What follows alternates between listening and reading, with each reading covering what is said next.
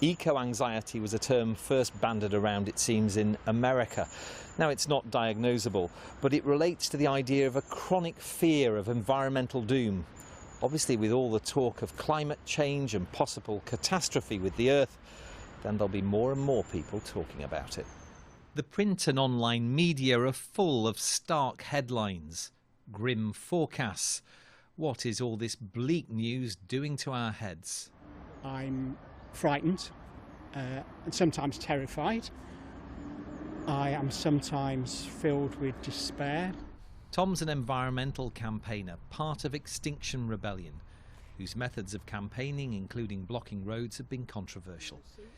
He prefers the term eco-distress to eco-anxiety to describe a range of emotions.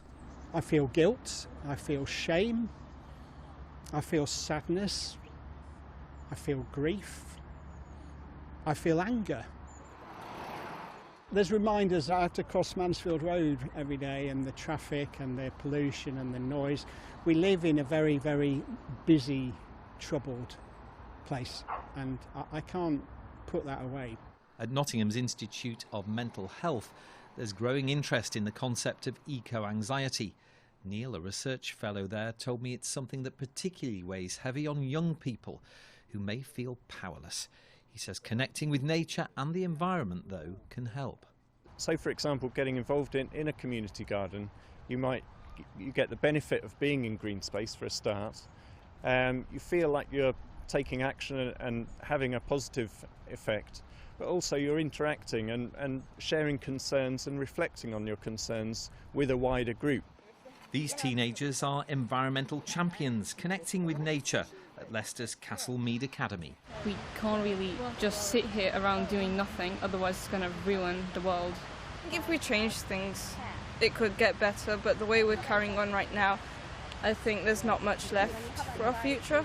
I don't have eco-anxiety. I care for the earth I live in, and I think a lot of people should. Every day is getting worse, and we're standing here giving speeches about what we should do, and we're not doing anything. Back in Nottingham, Tom says there's only so much people can take of bad news. I limit what I read, particularly about sort of species loss, because that causes me distress. And his advice, don't beat yourself up. This isn't about individual shame. It has to be a change of how we do everything, really, and we can't really change that as individuals. One view, at COP26, the UN Climate Summit, it'll be over to the politicians. Rob Sissons, BBC East Midlands Today.